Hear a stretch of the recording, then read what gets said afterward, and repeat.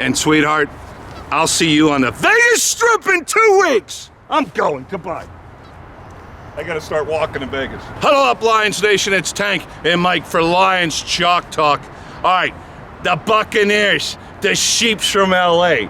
I advised you that if I was the DC, how to win both those games, and I'm going to polish off my Lions hat because I was correct. I told you had to get Stafford off his mark. That came true at the end of the game with that errant throw. I was sure that if you put the pressure and dialed up the bliss packages on Mr. Baker there, that he was gonna crumble. I loved that defensive performance last week. Yeah, well, what they did, though, was they mixed it in well with some too high safety look as well. Yes. Forcing him not be able gambling. to push it down the field, but then you saw a lot of those little slot blitzes, and credit the defense for timing that up and hitting it at the right time. It worked a couple times to stop the run. It worked a couple times. Baker was like, I don't even know where to go with the football. They were just getting in there way too quick, timed up. It was late enough that the O-line couldn't make the adjustment, but it was quick enough before he could get the football off. So it was perfectly timed. Brilliant defense by the Lions to get them into the NFC Championship game.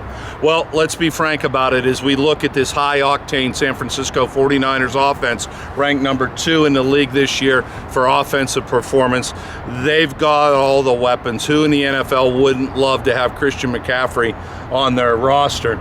So, Mike, I'll throw it to you. If you were the quarterback of the 49ers this week, what would you be going after on the Lions defense? Would you pound the ball? Would you go downfield? Would you attack the flats? Would you attack the post? Or would it be a myriad? Because they are a symphony of an offense at times. Well, I don't believe it's necessarily going to be the quarterback that's attacking. I think what you're going to do is you're going to get the little you're going to get the mad scientists, with Kyle Shanahan, trying to dictate things. As far as where that ball is going to go. Obviously, they're going to try to get Christian McCaffrey touches. They're going to try to get mismatches with him. I think the Lions need to try to stop the run with McCaffrey. Don't allow any big explosive plays there. The key, though, is stopping him in the pass, because if I'm the Niners, I would try to get McCaffrey singled up on one of those linebackers. Now, he's a running back. However, he is good enough to run with a few DBs.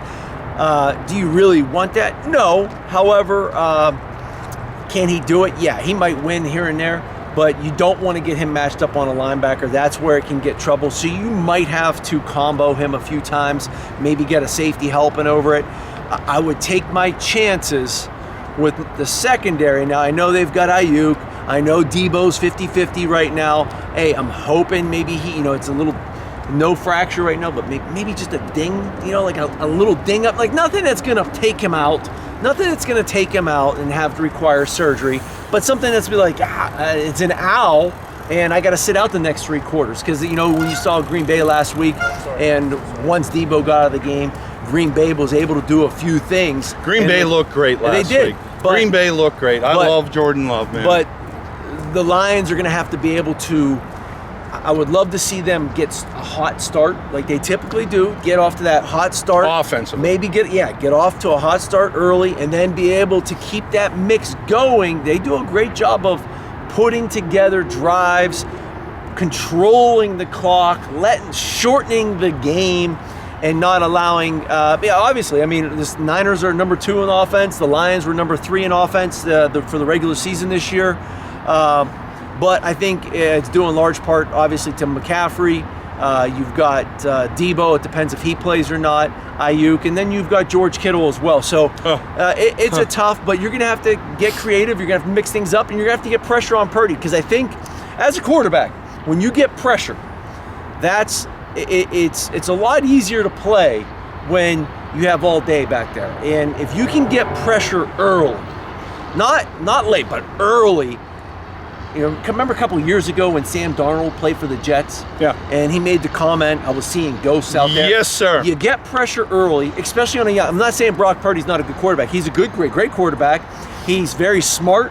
He takes care of the football. He doesn't make bad decisions too often. Every once in a while he does. But if you get pressure on him early and force him to get rid of the ball a little quicker than he wants to, the accuracy's not quite there. You might get one of those tips and you get an interception, get an extra possession, but you got to get pressure on him early. Make him uncomfortable, because once that happens, now all of a sudden it's harder for him to get into a rhythm. So get pressure early in the first half, and then get pressure earlier when that second half starts in the third quarter. Don't let him come back out and be like, okay, reboot, control alt delete, let's reboot, let's turn off everything, now I'm good to go. No, keep the pressure on him early. Make him start to, now all of a sudden you bluff a blitz, you pull out, he's thinking I gotta get rid of it, and he starts, he's not throwing with his feet set. So I think the key is trying to rattle him a little bit. He's a young guy. Yeah, he was the last pick of the draft, but I think he is a good quarterback. There's a lot of talk about whether he's elite or not. He does a great job. He's got some great talent around him. He's in the NFC Championship game. 2 years in a row. All that talk doesn't matter. 2 years in a row, he's reached the NFC Championship game. However, he's still a young quarterback. And Jared Goff has been in the NFC Championship game and then has played in a Super Bowl as well. Purdy hasn't got to the Super Bowl yet, but Goff has that experience. I love his demeanor. I know Goff can take those hits and then get back up and get that ball out quick again. Can Brock Purdy do it? So let's test him. All right, wrapping up the Lions and how they have to perform. Well, as Mike said, on the Lions defense, it relies heavily on two things, the way the old tanker sees it. Time of possession for the offense. Control the ground game, control the passing game, eat the clock up through the Lions offense. Well, you got to get up early first. You got to get up, and then once you get up, don't change it to the point where you become too conservative. No, you want to stay aggressive, and that's what the whole MO was for Dan Campbell all season. Hey, we're going to be aggressive. Third down, fourth down, we're going for it. So let's just stay aggressive. However, start letting that clock in between those plays maybe eat up a little bit more. Mike went right to my second point. Look, it's time not to get nervous. It's time not to be, oh, well, we're here, we should be happy with this. It is about being defensively mean, nasty, like Rottweilers that haven't eaten for a month, and attack. Like lions. Like lions even, Mike. You get a cookie for that one, Cupcake. They've got to attack Brock Purdy. It worked against Stafford at the end of the game. It worked against Baker's Mayfield. Unleash holy hell on the 49ers offensive line. I want them to beat them up physically up front. I want them not to want to come out for the second half. I want them to get the beautiful blitz packages. Last week, they made Baker Mayfield crazy. Mike mentioned seeing ghosts. They cannot play conservative. You're going to give up the big ball on occasion. You're going to give up the run to McCaffrey. But if you take it to them physically... No, let's just go. But go what Dan Campbell said in his very first... Bite somebody's kneecap? I'm all for it! Smile at them and just hit them back. That's right, baby. Remember, at the end of the day, football, regardless of what Roger Goofball Goodell thinks, it's still about hitting. So that's what Tank thinks about what the Lions got to do to beat the Niners, and that is unleash holy hell on them and make this a physical football game defensively. And sweetheart, I'll see you on the Vegas Strip in 2 weeks. I'm going. Goodbye. I got to start walking to Vegas.